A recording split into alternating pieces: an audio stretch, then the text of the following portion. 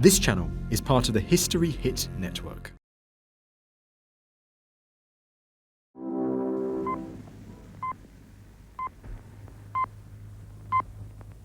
First of September 1939. This is the national programme from London.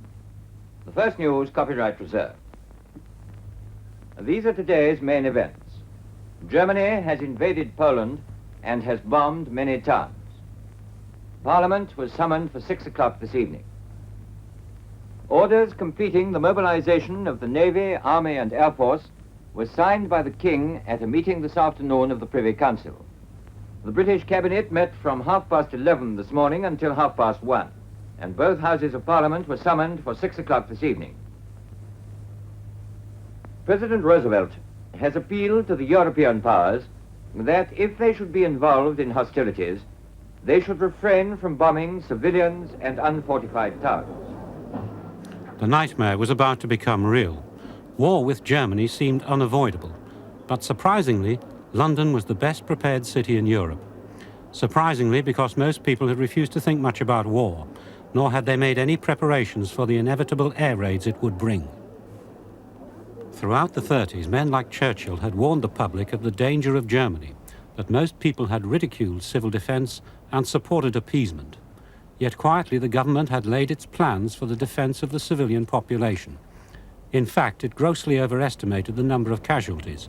600,000 dead were expected in the first wave of attacks. Now it was ready with millions of cardboard coffins and gas masks for the entire population. And on that very first day, a huge evacuation scheme went into action. The evacuation of British children is going on smoothly and efficiently. The Ministry of Health says that great progress has been made with the first part of the government's arrangement. It was crowds of children. We went from Stafford Road. It was terrible. Mothers crying and children crying. But we couldn't go with them. Once we left them outside like this place, we had to go away and leave them then. They never know, didn't know where they was going to or who they were going with. I mean, you felt ever so sorry for the children. And the children didn't seem to realise actually what was happening to them. And we had to try to cheer them up the best way we could. Because their mothers and fathers, they wanted their mothers and crying. I was the only one in that carriage that wasn't crying. Because I think as the train started off, it began to dawn on all these kids. They were being taken away from what to them was reality and going into the unknown. I think by the time we passed Basingstoke, I'd come to terms with the fact that this was a great adventure because suddenly there were no buildings, there were all fields with cows and things that were completely alien to me. In 3 days, 600,000 were evacuated. London was childless. On the morning of Sunday, September the 3rd, it waited for the last seconds of Britain's ultimatum to Germany to tick away. At 11:15, Prime Minister Chamberlain spoke to the nation. I am speaking to you from the Cabinet Room at 10 Downing Street. This morning, the British ambassador in Berlin handed the German government a final note stating that unless we heard from them by 11 o'clock, that they were prepared at once to withdraw their troops from Poland, a state of war would exist between us. I have to tell you now that no such undertaking has been received, and that consequently this country is at war with Germany. Within seconds, the sirens sounded. Suddenly, no one really knew what to do. Wardens ran down the streets giving conflicting orders. Cars were abandoned. People dived for shelters. Even gas rattles were sounded. For a few brief moments, confusion reigned. They were coming much more quickly than anyone expected.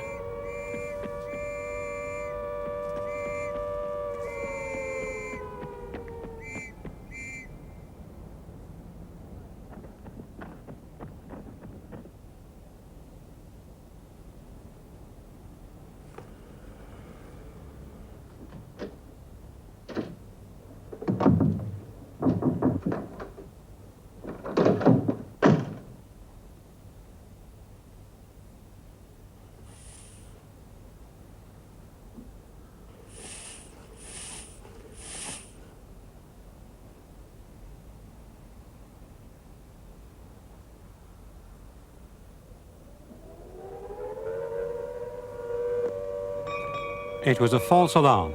Officially, a Home Office misunderstanding. Someone, it seemed, had decided to test all the sirens, but hadn't got round to warning everybody else that it was going to happen. It was, in some ways, an apt beginning.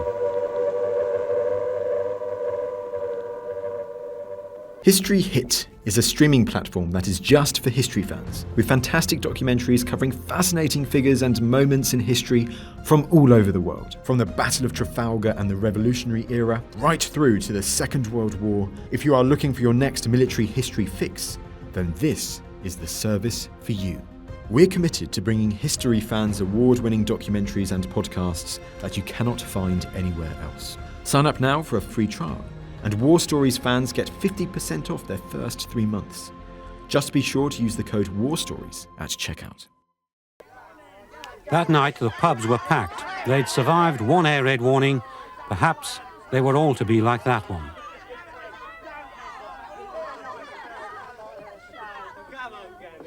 Preparations continued, but the bombers never came.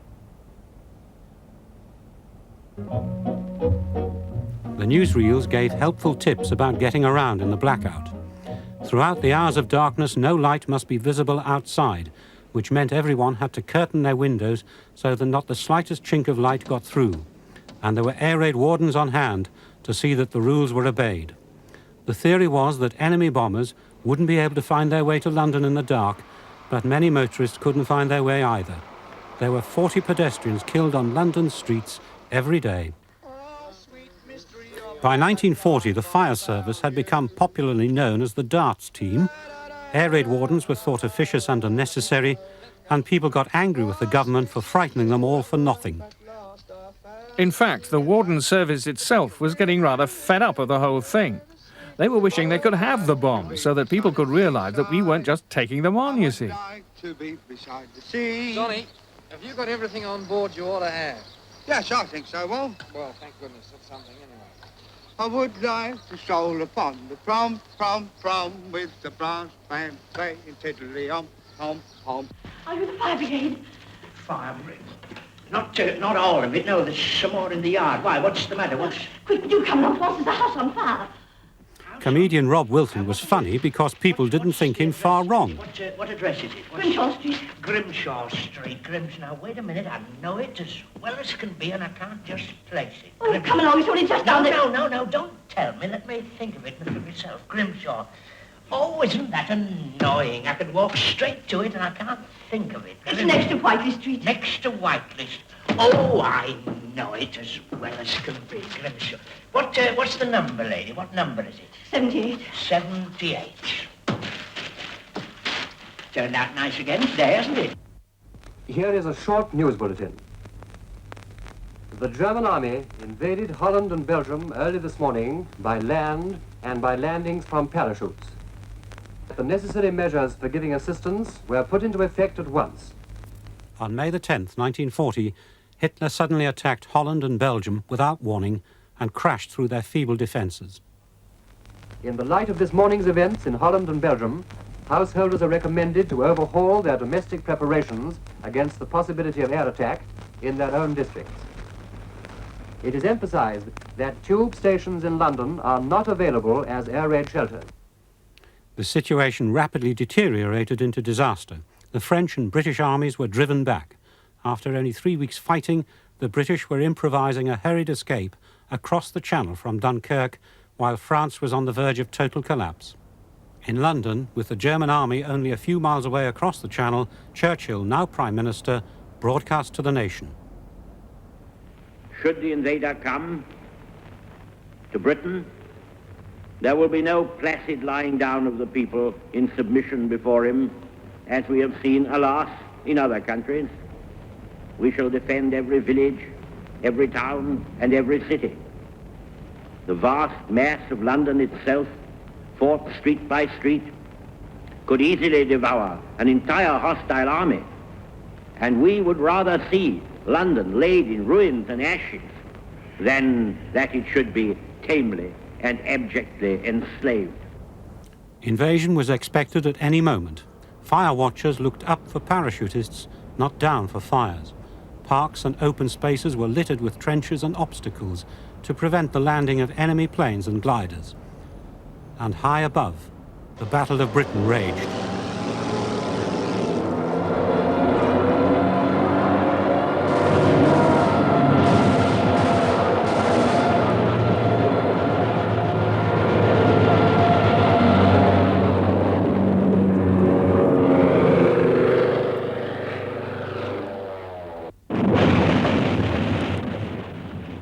But London was still untouched.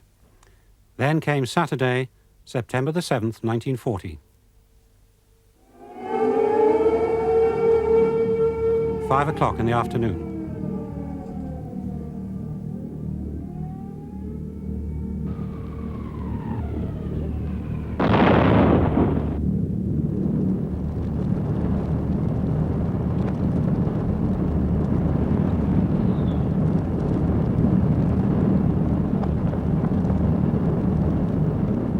In retaliation for an RAF raid on Berlin, 320 German bombers pounded the Dockland area. The terraced houses went down like packs of cards.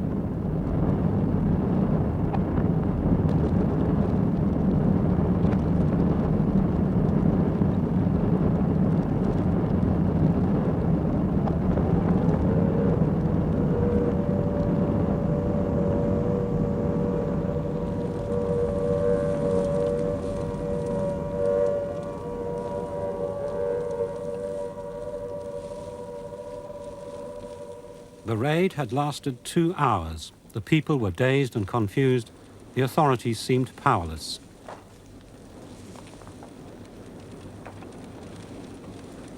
And now people started to run. They collected together what belongings they could and got out. Entire families escaped westwards. Handcarts, prams, bicycles, piled with pans, bedding, valuables.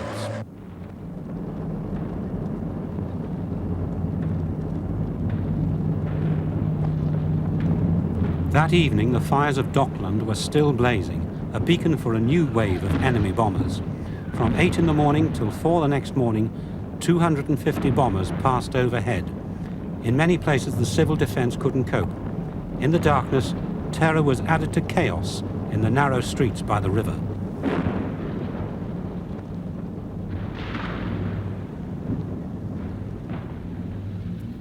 Morning showed the full extent of the devastation. 1,000 Londoners had been killed, whole tracts of the East End had been reduced to rubble, no enemy planes had been shot down. There was anger and despair. Rumours spread that West Ham was ready to surrender. The authorities had prepared for the wrong things. There were millions of coffins, but no homes for the homeless. There were thousands of empty hospital beds for serious casualties, but no adequate provision for the walking wounded. It had been forecast that one bombed house would mean 4 dead people. A neat government statistic, and they had organised accordingly. On the morning of September the 8th, 1940, there were 1,000 dead, but there were many more thousands of homeless, shocked but alive, and with nowhere to go. Schools were opened as rest centres. They were neither suitable nor prepared, but they were the only places big enough. Very soon, 25,000 people were living in them. Can I have your name? Albert Vickery. Albert Vickery. Is this your wife? Yes. And what's happened to your house? My home's been bombed out, you see, and I want to take my wife and children down the country to my sister's. Last night, lady, my house was bombed. Yes. And all the things were gone. And I didn't know what to do. That morning, and in the days that followed, people improvised and helped each other. As the official departments struggled with problems often quite beyond them, fear began to turn to anger. The East End started to think about how to get something done. It was those of us who had a realisation, however faint, that the worst was yet to come. We made the noise. We harassed the local authorities. If you wanted to be safe, you didn't know what to do. Churchill came down. It was not an extensive visit, but he came down and visited the scene of devastation, and his comment was that He could not understand the threat of the people to march on Whitehall. There seemed to be less disorder amongst the people than there was amongst the authorities. Churchill could defy Hitler, but not London. The government set up a committee to assess morale. Tom Hopkinson, editor of Picture Post, was a member. The committee sat for about 6 months, but at the end of that time, my own opinion given was that morale was perfectly okay. There was nothing to worry about. Ordinary people were not going to crack or give up or say, it's chuck in their hand and say, I'm not working this aircraft factory anymore because it's too dangerous or we're not going to win the war or something. I said the only useful morale committee I can think of would be one that kept watch on some of the ministers in the government, not one that reported to ministers in the government. 100 miles away on the other side of the Channel, Goering hoped to win the war at one stroke. London would collapse under the weight of his bombing. He would avenge the few feeble but provocative attacks Churchill had ordered the RAF to make on Berlin. But in bombing London, the Luftwaffe turned away from attacking the vital RAF fighter fields in southern England. Those attacks had almost crippled fighter command, but now it was reprieved and was soon shooting the Luftwaffe out of the sky in ever-increasing numbers. One German pilot flew off course to bomb Buckingham Palace. The daring raid didn't kill the king, but succeeded in uniting the city in a way a government could never have done.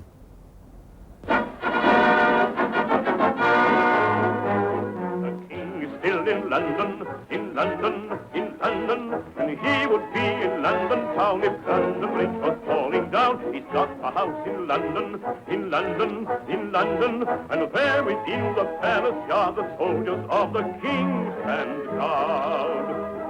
Strike up the music, roll up the drums, and let all the trumpets play. Tell all the world we're facing the music. Here we all are, and here we all stay. The king is still in London, in London, in London. Like Mr. Jones and Mr. Brown, the king is still in town. Daylight raids were becoming too expensive, so the Germans now came at night, every night. The routine was always the same. The inevitable drone, inevitable bombs, and nothing to fight back with. The fighter planes were no good at night. But Churchill ordered up all the available anti-aircraft guns for the defence of London. On September the 12th, they opened fire.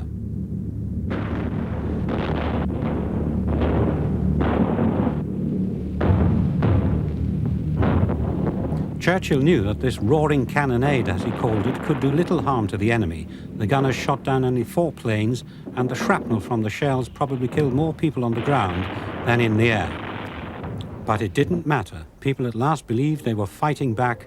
The Blitz was settling into a ritual. BBC Home Service, up in the morning early. This time, the physical exercises for ladies. Regularity meant familiarity. Chin up, grin, and bear it. Good morning, everyone. Will you get your chair and stand with your left side towards the back of it and your left hand on it? Now swing your right leg across in front of your left one so that it comes as high as you can get it. Both knees straight. Now let it swing down towards...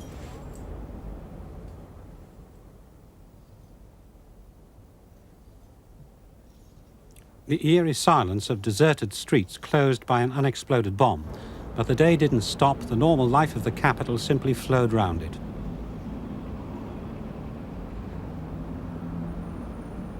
By afternoon, people were queuing up for the shelters again. They trekked across London for a place in a deep tube in the West End. It became a routine, and that was important. It meant people were learning to cope, coming to terms with the extraordinary idea that every night someone was trying to blow them to kingdom come. Yet more than half of the people of London were still sleeping at home, and the official air raid shelters, complete with proper bunks, were almost empty. People even felt comfortable down there. A common danger and a shared routine broke down barriers. The Blitz, for many people, became one of the best times of their lives. Hello, Miss. Good evening. Good evening. I think that'll be all right now. Yes, that's grand. Anyway, I'll be back in a few minutes if you want. Now, how are we going to get you up there?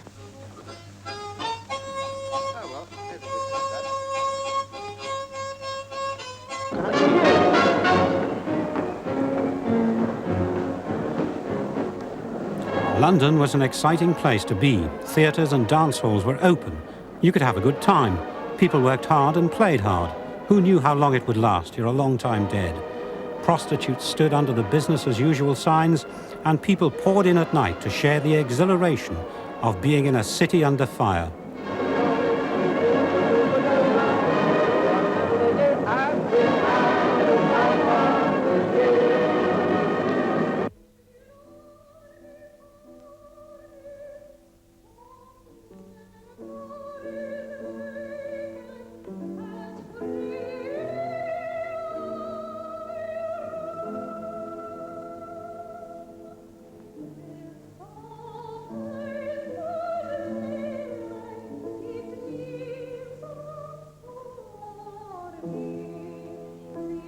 Many felt they were fighting not only against a common danger, but for an ideal.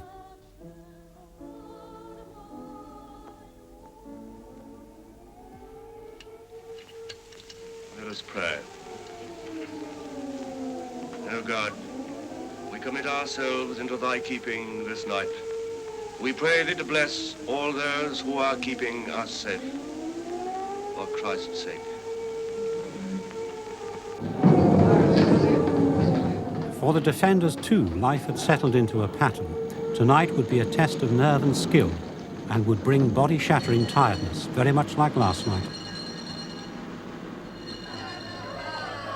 While the battle of fire and bombs raged outside, the battle of fear and courage went on inside.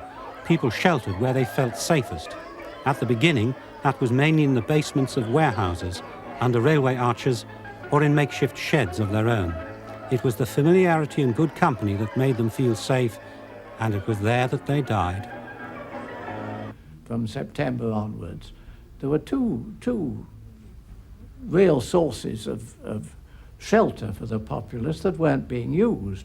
There were the basements of many big businesses, and very big tall buildings were the safest, because when they were bombed, they didn't come crashing down. They had a steel framework. So when they were bombed, a bit would be knocked off the top, but the basement was very safe.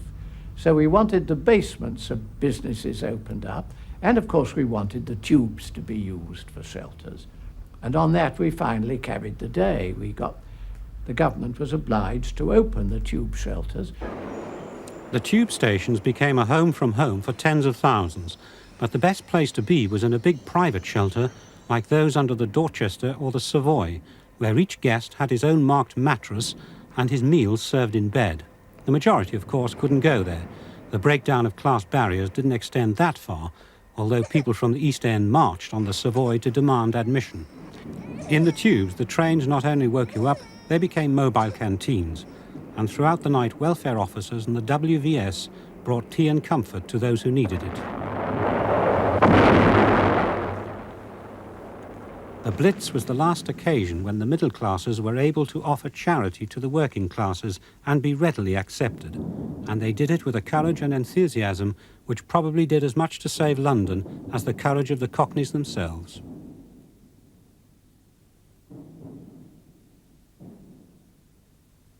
I remember one particular shelter where we had a great deal of trouble, night after night. It was a sort of shelter where, if one child hit another child, out came a knife, you know, the sort of thing. And eventually, we solved it by finding someone who was head of a gang in that area. We knew that everyone was frightened of this gang, so we got the wife, who was a very big, sturdy woman, and she was made shelter warden, and we had no more trouble at all. And on the platform, when you couldn't get inside the shelter, like the underground, you lay on the platform. I bet you didn't have no room to move at all. You couldn't walk round each other, you know. It was ever so crowded. London people aren't awfully fond of ventilation, or they weren't in those days. And you would go down to the shelter, perhaps, as we very often did, 5 o'clock in the afternoon. You'd find all the ventilators open, everything quite as it should be. And if you went down there at 1 o'clock in the morning, every ventilator would be stuffed up with rags, and you'd have to pull them all out again, because they liked a good fug.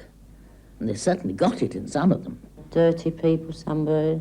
You tried to get where the clean people were, you know, if your own safety for the kiddies, you know. They were extraordinarily healthy. And that's just one of those acts of God, I am absolutely convinced. Because if ever there were conditions through which an epidemic could start, it was there. And yet it never did.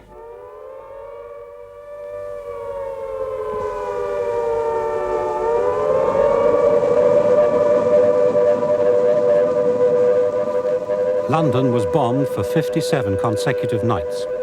Each night, over 200 bombers dropped more than 200 tons of bombs.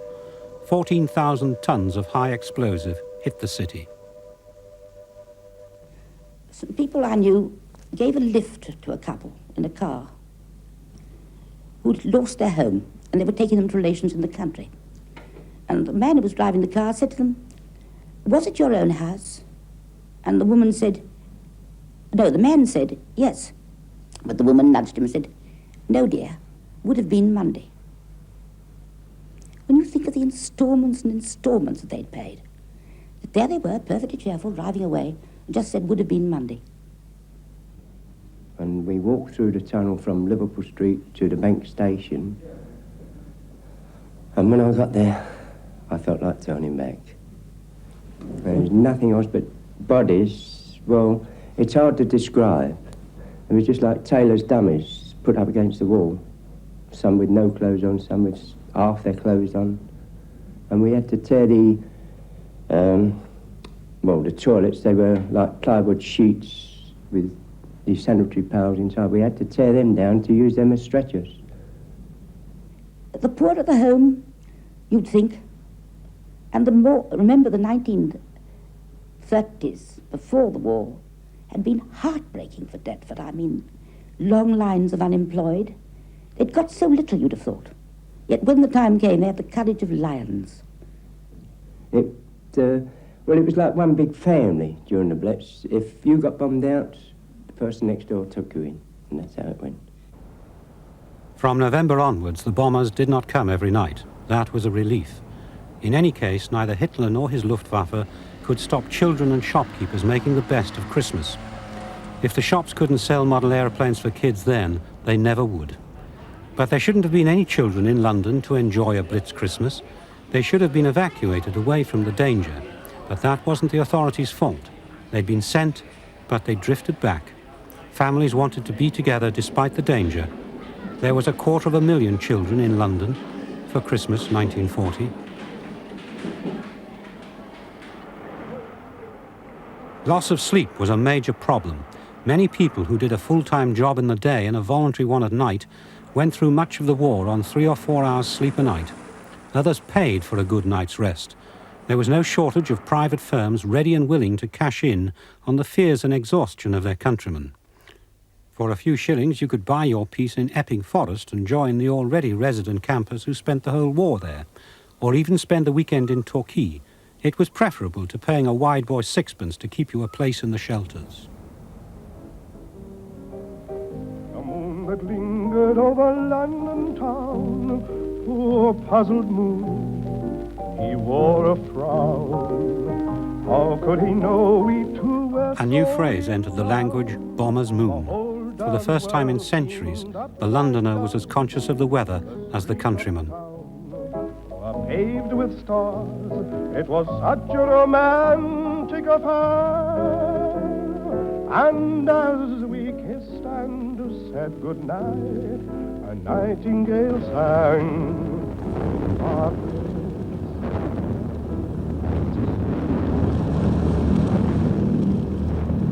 On the 29th of December 1940, the city burnt down in the second Great Fire of London. Bombs shattered the water mains and the fire hoses ran dry. But the fire should never have happened at all. The raid was a comparatively small one, but it was the Sunday after Christmas, fire watchers were taking time off, and many premises were locked. Customs officers even prevented firemen from entering one blazing warehouse because they didn't have the necessary authorization. Surrounded by fire, the most vulnerable building of all still stood, St. Paul's. It was a symbol of defiance. It had been hit by dozens of firebombs, but had been saved by its own efficient fire team. The moral was obvious, and it was rubbed in by Herbert Morrison, the Home Secretary. Some of you lately in more cities than one, have failed your country. This must never happen again. Fire watching was made compulsory. The government had believed that the British would resist the idea of compulsion, but no one complained. Instead, they just dodged it. 3/4 of those registered claimed exemption. In contrast, the bus drivers and conductors continued to operate their services whatever the conditions. The familiar red buses became as much a symbol of London's survival and resistance as St. Paul's. By 1941, the authorities and people had learned to live with the Blitz. Bombing didn't disorganize life, nor air raids stop production. At first, everything had come to a halt when the sirens sounded, and the disruption had often been more costly than the damage caused by the raid. Later, with spotters on the roof, factories carried on until the last minute. Hello, gunfire in the southeast. Right.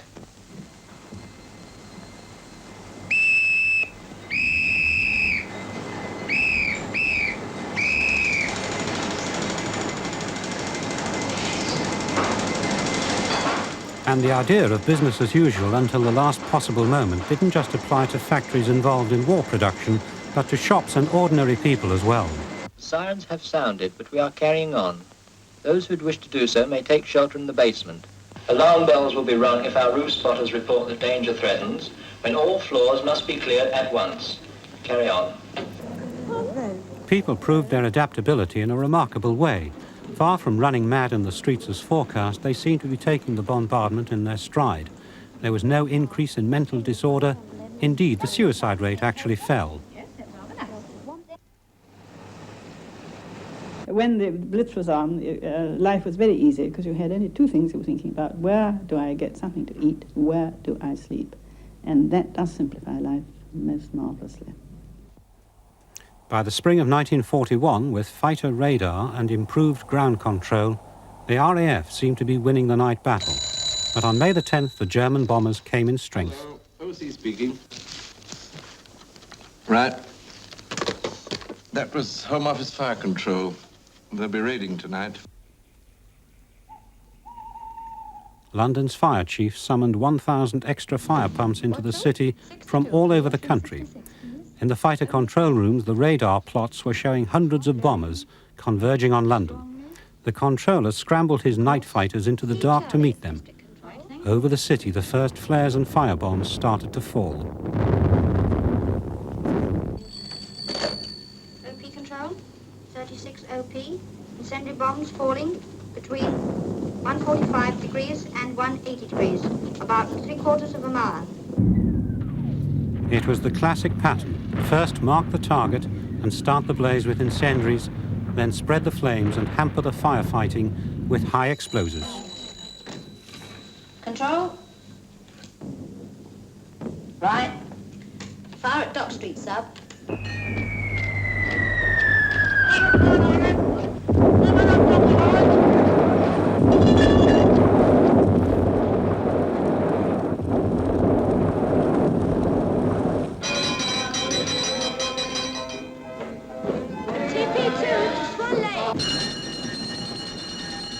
Individual homes had a low priority for the firefighters, but it was hard for ordinary people to understand this strategy.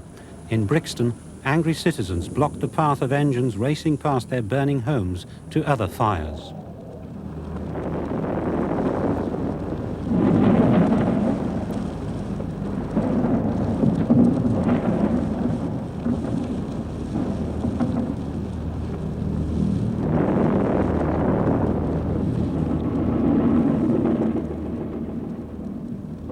The whole city, north and south of the river, seemed one continuous roaring fire.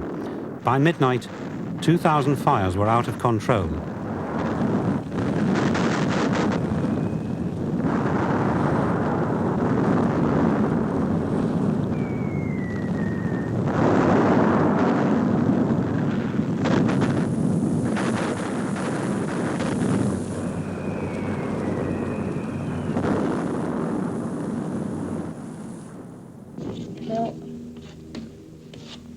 Sub, only 66 pumps available. Right, get on to brigade control. Call still being received. Further help required. Pumps available, 66.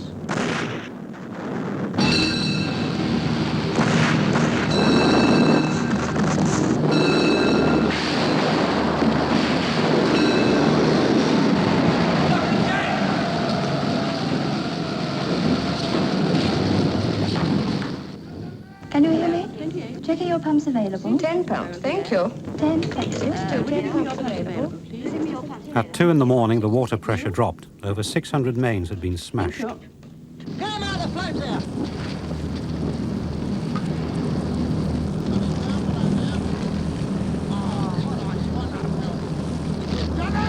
She's finished! There was nothing to be done.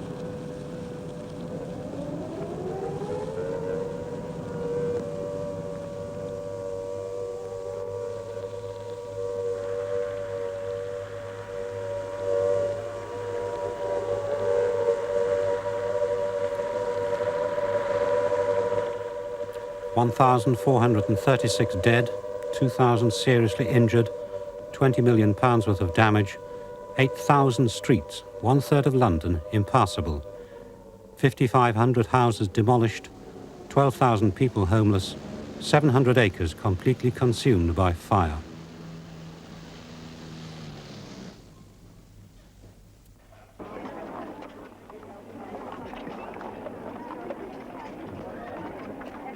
Sunday morning, and the city filled with sightseers. While some queued for death certificates, others looted the damaged shops and pubs. 150,000 families were without water, gas or electricity. Half the main telephone system was destroyed. 2 more nights like that, and London would be finished.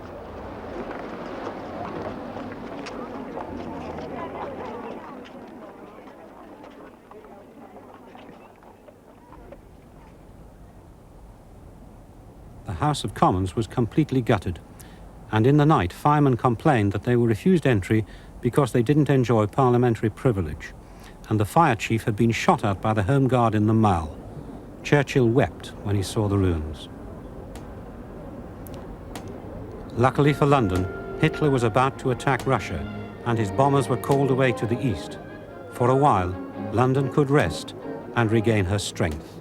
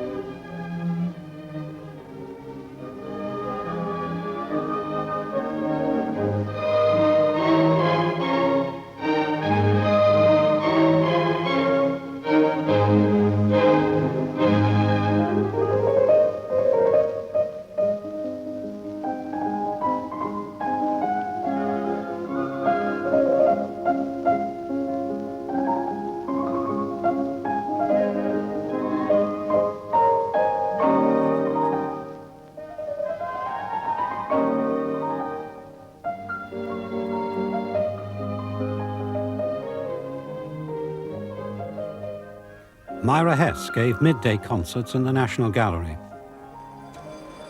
Grey, wartime London screwed itself down to the long, hard haul which was to take Britain from avoiding defeat to achieving victory. It was the era of war work and music while you work, tanks for Russia, planes for Berlin, ammunition for the Second Front.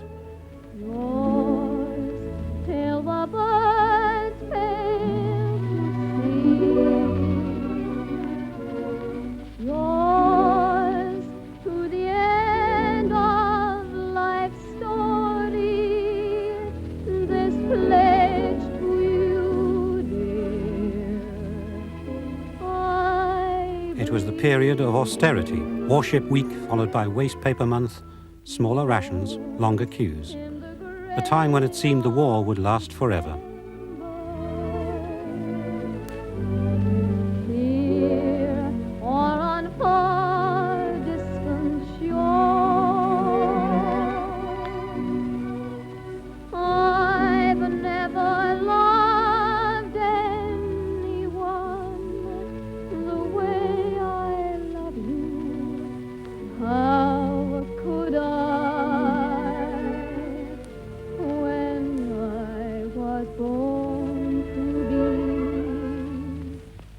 This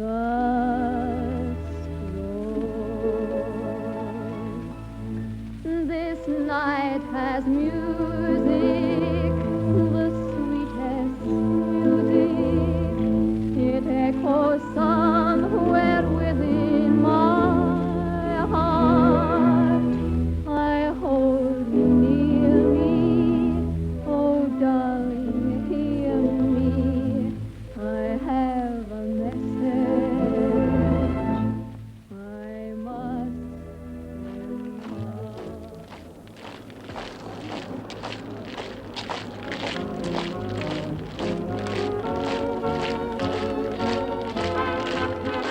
By 1942, the Americans were in the war and London seemed like an international barracks. It was a girl's paradise. Resentful Englishmen summed up the trouble with Americans. They were overpaid, overfed, oversexed, and over here. Oh, Johnny, how you could love. Oh, Johnny, heaven above. You make my sad heart jump with joy. And when you're near, I just can't sit still a minute. I'm so, oh, Johnny, please tell me, dear, what makes me love you so? You're not handsome, it's true, but when I look at you, I want to, oh, Johnny,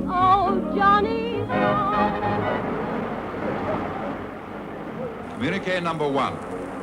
Under the command of General Eisenhower, Allied naval forces, supported by strong air forces, began landing Allied armies this morning on the northern coast of France.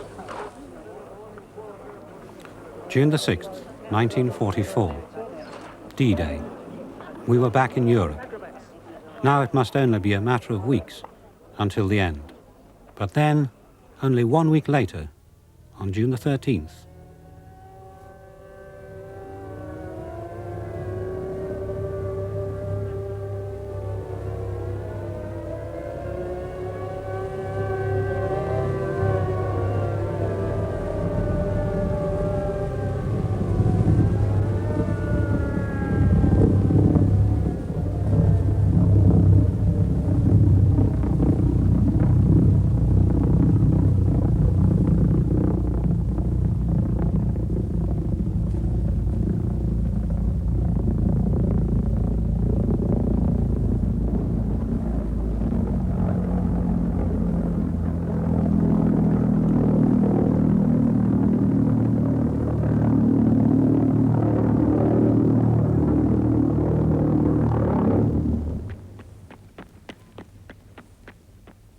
London was back in the front line facing the grimmest ordeal of all.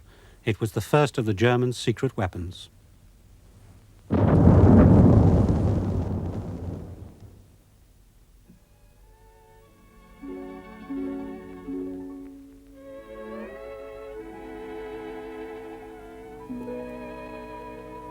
When they sound the last all clear,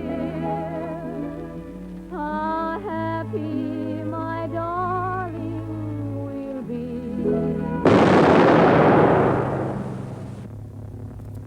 With these relatively cheap, pilotless aerial torpedoes, Hitler planned to knock out London and win the war.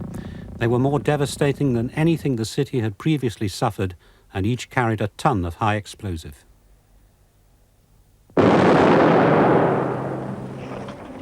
After almost 5 years of war, the enthusiasm and high morale of the earlier Blitz was missing.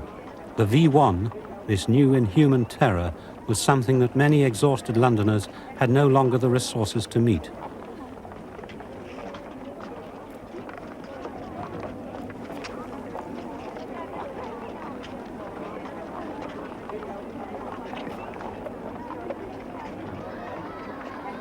In 5 weeks, 1.5 million were evacuated, more than twice the number who went in the Great Evacuation of 1939.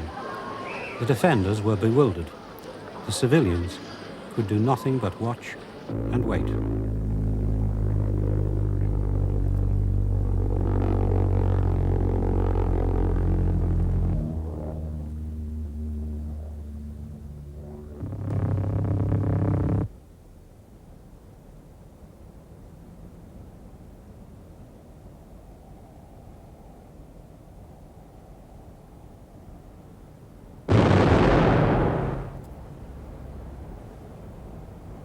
In mid-July, the government ordered the removal of all the city's anti-aircraft guns to a narrow belt of the south coast.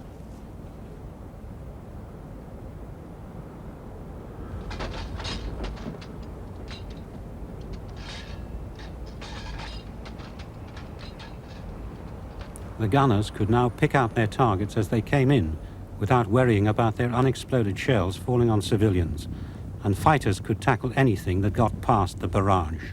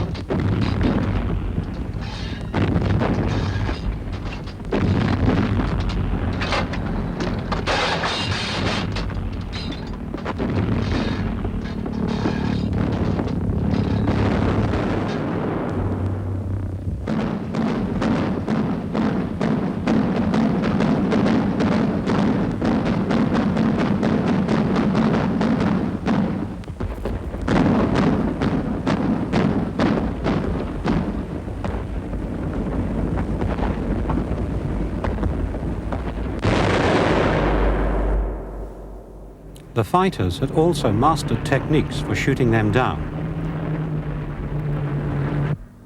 Although doodlebugs couldn't fire back, attacking them could be hazardous.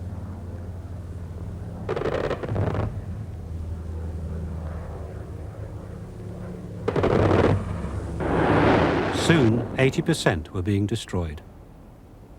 On September the 7th, the government was able to announce to a relieved city, the Battle of London is over.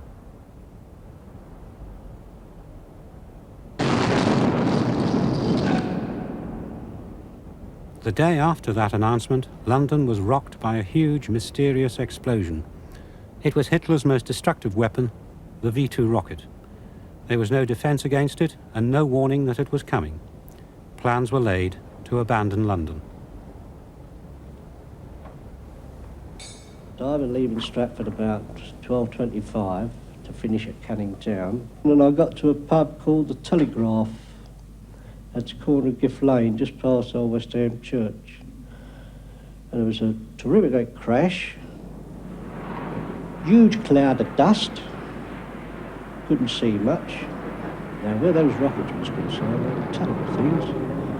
Because with the buzz bombs, you could see them, you could hear them.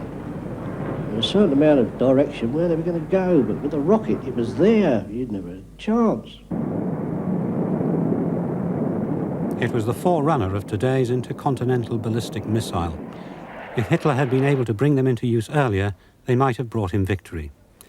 But the advancing Allied armies overran the launching sites, and the last rocket fell on London on the 27th of March 1945, only 5 weeks before the end of the war. Bombs and rockets and fire had killed almost 30,000 Londoners and injured more than 130,000.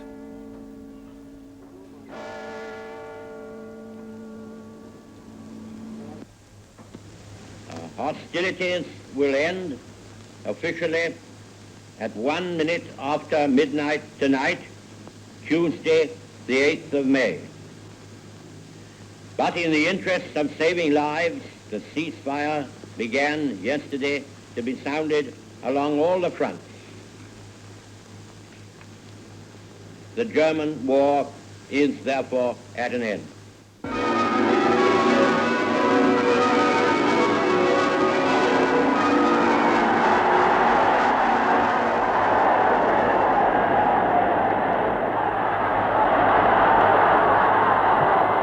It always said we can take it. But it had become a kind of desperate we can take it. We were tired, oh God, how tired we were. And exhausted.